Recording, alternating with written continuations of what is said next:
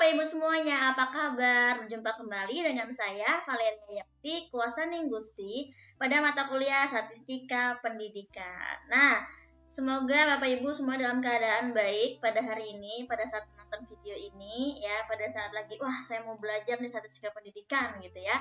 Sekarang, sebelum kita memulai, saya punya pertanyaan dulu nih ya.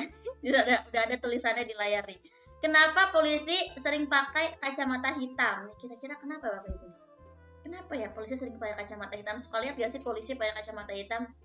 Karena ini ceritanya Bapak Ibu lagi jawab ya di rumah masing-masing ya. Jawabannya karena setiap hari dapat keterangan. Iya, dapat keterangan ya kan silau, jadi pakai kacamata hitam.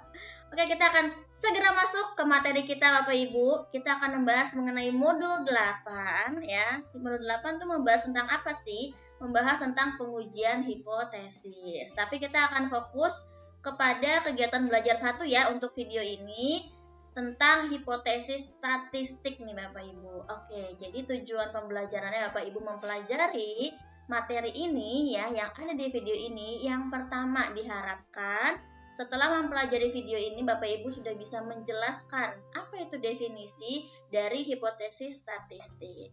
Lalu yang kedua diharapkan setelah mempelajari video ini Bapak dan Ibu sudah bisa menjelaskan pengertian dari kesalahan jenis 1 dan kesalahan jenis 2 pada pengujian hipotesis. Dan yang ketiga diharapkan Bapak dan Ibu sudah bisa menarik pengujian hipotesis satu arah dari suatu masalah penelitian. Jadi sudah bisa menentukan nih, kira-kira nanti hipotesisnya ditolak atau diterima, begitu ya. Oke, kalau begitu sekarang kita akan lanjut. Nah, sebetulnya hipotesis statistik itu apa sih Bapak Ibu? Kira-kira apa nih? Kira-kira ada yang tahu nggak nih Bapak Ibu di rumah? Apa itu hipotesis statistik? Hipotesis statistik itu berarti adalah suatu pernyataan yang mungkin benar atau tidak mengenai suatu populasi atau lebih. Jadi ini masih pernyataan yang kita belum tahu nih kepastiannya apa Bapak Ibu. Apakah benar atau tidak gitu ya. Jadi ini tuh bisa kita sebut juga sebagai dugaan. Dugaan tentang apa? Tentang parameter. Nanti akan banyak bicara tentang rata-rata, varians, dan juga proporsi. Nah Bapak Ibu namanya juga kan masih dugaan. Ya, kalau dugaan kan berarti kita masih menduga-duga. Kita nggak tahu nih kepastiannya apakah benar atau tidak kan. Lalu bagaimana nih kita bisa tahu apakah dugaan itu benar atau tidak? Caranya adalah dengan pengujian empiris. Jadi dengan uji hipotesis yang tadi sudah saya sebutkan sebelumnya. Saya sebut-sebut ya tadi ya, uji hipotesis gitu ya. Nah, jadi kita bisa mengetahui pernyataan itu benar atau tidak ya dengan pengujian empiris. Oke, sekarang kita akan masuk ke jenis hipotesis atau kita bisa sebutkan lagi dengan detail jenis pengujian hipotesis. Nah, untuk yang pertama ya Bapak Ibu, ini ada uji hipotesis satu arah atau kita sebut dengan one tail. Nah, kalau uji hipotesis satu arah itu tuh udah diketahui arahnya kemana ya. Apakah dia lebih dari atau kurang dari begitu. Nah, ini ada dua Bapak Ibu, karena tandanya ada dua kan, berarti uji hipotesis satu arah itu ada dua. Yang mana nih? Apa aja nih kira-kira? Yang pertama itu adalah uji hipotesis arah kanan. Saya akan bahas yang arah kanan dulu ya. Jadi, kalau uji hipotesis arah kanan, rumusan hipotesisnya itu dinyatakan dengan kalimat biasanya ya, lebih besar, paling sedikit, minimum, lebih dari, begitu ya. Nah, seperti apa sih ini uji hipotesis arah kanan? Bagaimana kita menuliskan H0 dan H1? Jadi Bapak Ibu kalau kita bicara tentang hipotesis itu nanti ada H0, ada juga H1. Nah, kita lihat di sini ya, contohnya dulu nih. Akan ditentukan apakah nilai UN Matematika siswa kelas 12 lebih dari 70. Oke, di sini kita bisa lihat poinnya ya, ada nilai UN Matematika siswa kelas 12 dan ada juga keterangan di sini adalah lebih dari 70 ya, lebih dari. Oke, berarti kita bisa buat dulu, pertama kita bikin H1 dulu aja. Nah, H1-nya itu bagaimana? Karena di sini ada nilai UN Matematika siswa kelas 12, saya akan misalkan dia jadi mu aja. Kalau misalnya Bapak Ibu mau nulisin tetap sepanjang itu gitu ya, nilai UN Matematika siswa kelas 12 lebih dari 70 itu boleh, tapi saya akan misalkan dengan mu aja. Jadi kita bisa tuliskan mu karena dia lebih dari di sini ya. Jadi lebih dari 70. Ya, seperti ini.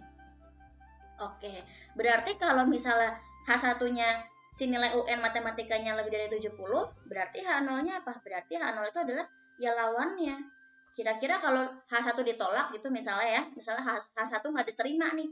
Berarti kalau gitu H0 yang diterima, artinya akan menjadi lawannya. Berarti bukan lebih dari 70 nih. Berarti apa dong? Ya berarti mu-nya itu bisa kurang dari sama dengan 70. Itu. Ya. Oke deh, seperti ini apa Ibu? Jadi kalau misalnya arah kanan, dia biasanya tuh seperti ini. Ini saya lanjutin ya. Nih, karena di sini adalah lebih dari, maka di sini juga menggunakan tanda lebih dari. Nah, gitu ya. Oke, bagaimana sih bentuk grafiknya? Kalau uji hipotesis arah kanan seperti apa? Nanti akan ada daerah penolakan Bapak Ibu. Daerah penolakan untuk H0. Yang mana daerah penolakan untuk H0-nya? Yang sebelah kanan. Ya. Jadi nanti ini adalah kurva normal ya Bapak Ibu ya, kurva berdistribusi normal seperti ini. Lalu daerah penolakan H0-nya ada di sebelah kanan. Seperti inilah arah kanan. Nah, daerah penolakan H0-nya ada di sebelah sini. Nanti kita akan coba bahas contoh soalnya ya, supaya Bapak Ibu lebih paham nih maksudnya gimana sih daerah penolakan H0 tuh, daerah penerimaan H0 tuh kayak gimana, oke, seperti apa gitu ya, nanti kita akan coba bahas. Nah, selain uji hipotesis arah kanan, ada kanan berarti ada kiri. Tepat sekali. Oke, sekarang kita ke uji hipotesis arah kiri. Jadi Bapak Ibu, untuk uji hipotesis arah kiri, biasanya nih ya, rumusan hipotesisnya itu dinyatakan dengan kalimat lebih kecil, paling besar, maksimum, kurang dari, seperti itu. Ya. Oke, kita lihat ke contohnya nih. Nah, ini dia. Akan ditentukan apakah nilai UN matematika siswa kelas 12 kurang dari 70.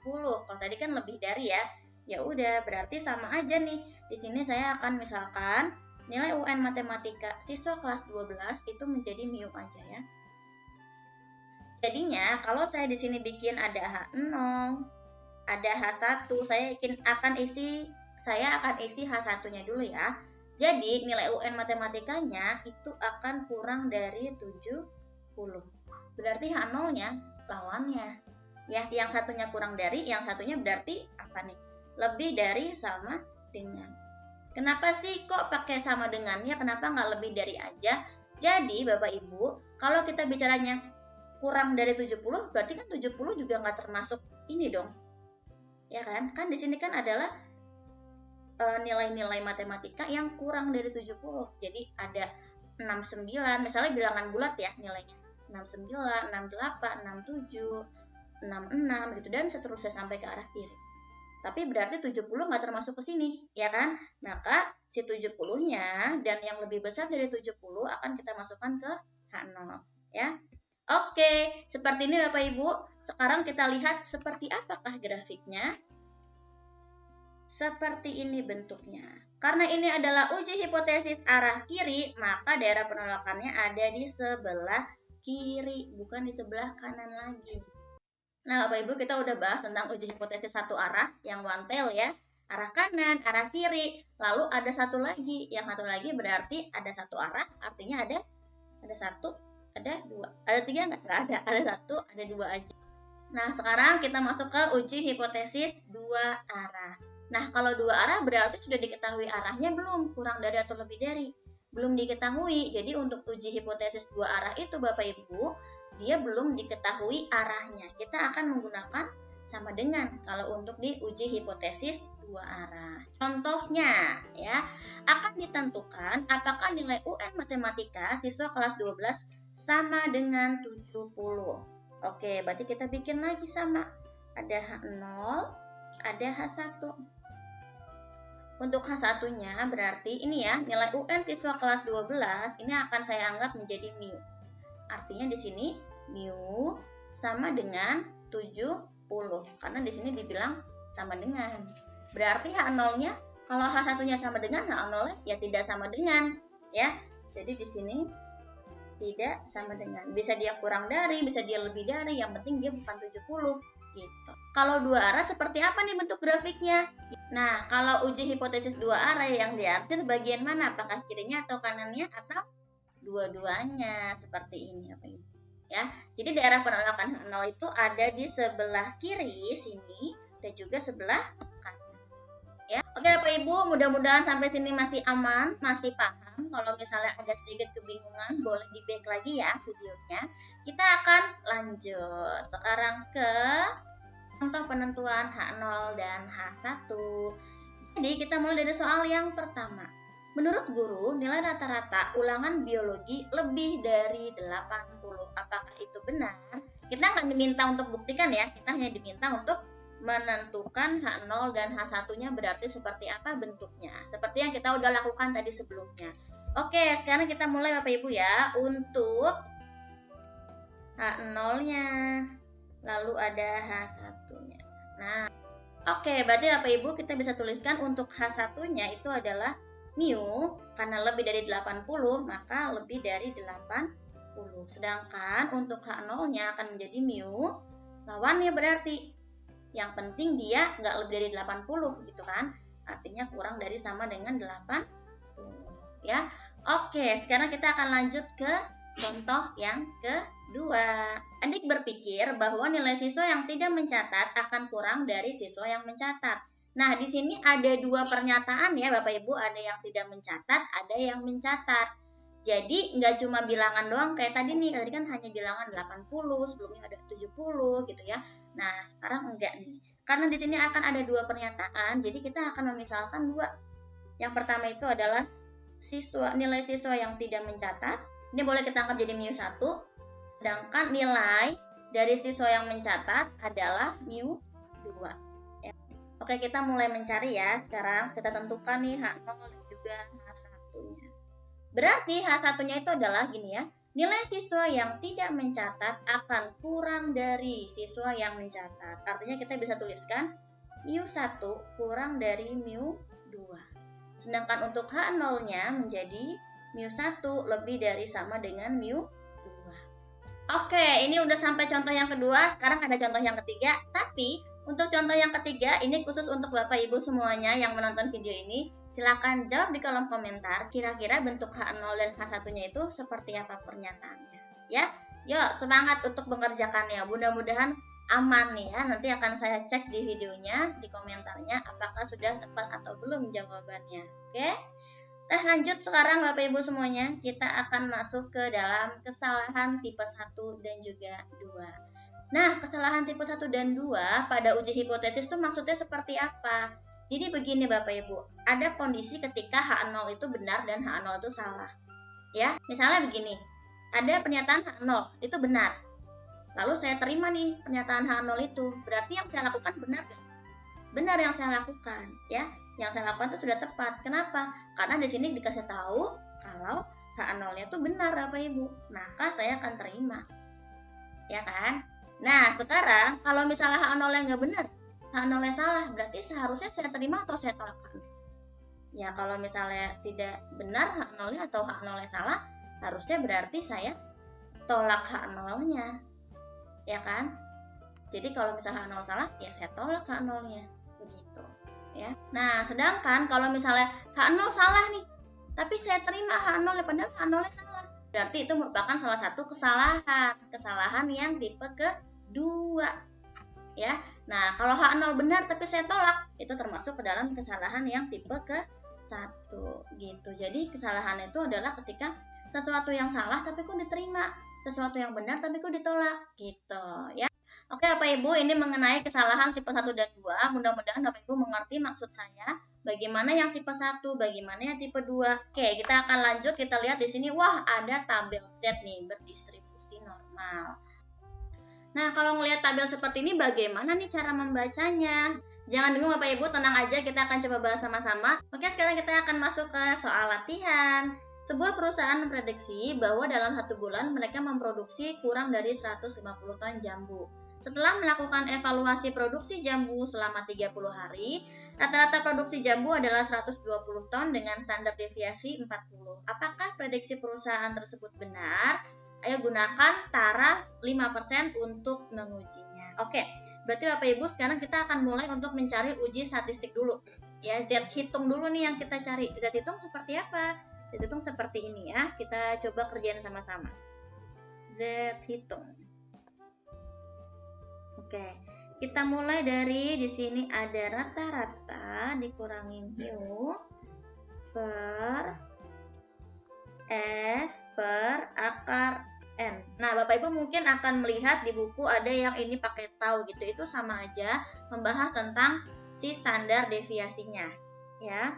Oke, ini kita akan input yang sudah diketahui ya dari soal. Yang sudah diketahui ada apa aja nih? Di sini ada rata-rata dulu ya. Rata-rata produksi jambu itu adalah 120 ton. Ya kan? Ini rata-ratanya itu adalah 120 ton. Jadi kita input ke sini 120 dikurangi mu-nya itu berarti ini kan diprediksikannya 150 ya. Jadi mu-nya itu berarti prediksinya 150. Ini kurangnya 150 per. Nah, ini agak diturunin aja sama dengannya. Nah, S-nya itu adalah standar deviasinya yaitu 40 per. Nah, karena di sini dibilangnya selama 30 hari ya, ini 30 hari, maka kita akan tuliskan 30 di sini, akar 30. Seperti ini ya. Oke, tinggal dihitung aja. Saya lanjutkan di sebelahnya ya. Jadi sama dengan negatif 30 per, untuk yang bawah ini akan menjadi 7,307 ya, atau sama dengan negatif 4,108 ya. Nah, negatif 4,108 itu adalah Z hitungnya. Kita simpan dulu nih Bapak Ibu, jangan kita apa-apain. Ya, sekarang yang akan kita lakukan itu adalah kita menentukan Z tabelnya. Oke? Kita lihat Z tabel. Nah, lihatnya dari mana? Dari yang tadi nih. Dari yang tadi kita sudah lihat sama-sama ada tabel Z distribusi normal. Karena di sini taraf signifikansinya itu adalah 5%, Bapak Ibu, maka di sini kita cari yang kalau 5% kan berarti sama aja dengan 5/100 ya, atau sama aja dengan 0,05. Kita cari di tabel mana nih tulisan 0,05 yang paling mendekati ya. Kalau di sini kita lihat sama-sama ada nih. Yang mana ini ya? 0,0505 gitu ya. Oke, berarti kalau seandainya kita mau menentukan seperti ini, 0,05 itu posisinya ada di sini. Nah, dan ini dia. Pas di sini. Nah, seperti itu kan? Jadi ketemunya di sini dia.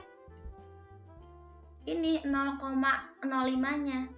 Nah, cara menuliskannya adalah untuk Z tabelnya, kita lihat dari yang sebelah kiri dulu ada negatif 1,6. Lalu yang di atas ini ada titik 04, artinya ini adalah 0,04.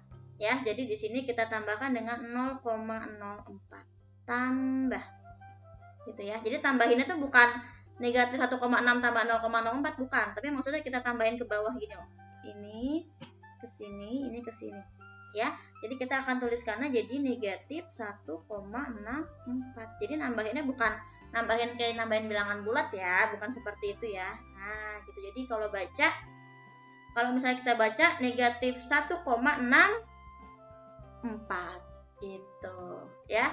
Oke Bapak Ibu, sekarang kita udah punya Z tabelnya. Kita tuliskan dulu. Z tabelnya itu adalah sama dengan negatif 1,64. Nah, di sini kita udah punya dua, ada Z tabel, ada Z hitung. Kemudian bagaimana cara membandingkannya? Jadi, cara membandingkannya Bapak Ibu tinggal kita bikin aja grafiknya ya. Kita boleh bikin di sini deh. Di selanjutnya halamannya. Nah, distribusi normal seperti ini kan?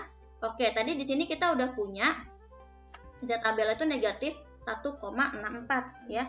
Jadi kita tuliskan di sini negatif 1,64. Nah, ini adalah daerah penolakan nih. Bapak Ibu ya, ini adalah daerah penolakan dari H0. Nah, oke, baiklah kita lihat sama-sama. Sedangkan untuk Z hitung yang kita punya adalah negatif 4,108. Negatif 4,108 di mana ya? Berarti kan sebelah sini ya. Ada di kiri-kiri sini kan artinya kan? Ya, ada di sebelah sini nih negatif 4,108. Ya, artinya dia akan masuk ke dalam daerah penolakan H0. Ya, berarti di sini kesimpulannya apa? H0 kita tolak. H0 ditolak. Dan H1 diterima. Tadi kita di awal belum tuliskan ya, untuk H0-nya apa, H1-nya apa. Nah, untuk H1-nya itu Bapak Ibu, kita bisa tulis di sini ya. Sebuah perusahaan memprediksi bahwa dalam 1 bulan mereka memproduksi kurang dari 150 ton jambu. Jadi ini kita pakai uji kiri aja. Ya, untuk H1-nya itu berarti kurang dari mu, kurang dari 150. Sedangkan untuk H0-nya akan menjadi mu lebih dari sama dengan 150. Nah, karena di sini H0 ditolak, sedangkan H1-nya diterima, ya udah berarti kita bisa bilang kalau ternyata dalam sebulan itu perusahaan tersebut benar memproduksinya kurang dari 150 ton jambu. Ya, jadi kita bisa bikin kesimpulan di sini nih. Kesimpulannya jadinya produksi jambu dalam 1 bulan kurang dari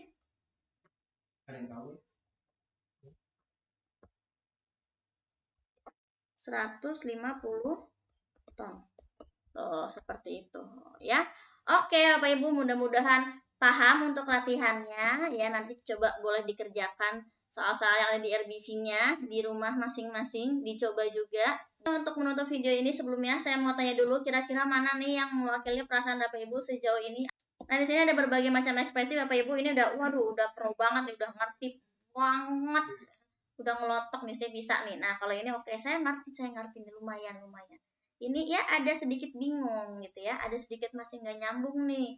Yang terakhir, aduh saya bingung banget. Nah, mudah-mudahan Bapak Ibu banyak yang di sini ya pemahamannya ya antara dua ini Bapak Ibu ya. Mudah-mudahan mengerti dan aman nih sejauh ini. Oke, baiklah untuk closingnya saya mau kasih quotes dulu nih. Ini sesuatu yang saya suka quotes ya buat memotivasi saya untuk belajar ya. Jika kamu tidak sanggup menahan lelahnya belajar, maka kamu harus sanggup menahan perihnya kebodohan. Kata beliau nih, Imam Syafi'i.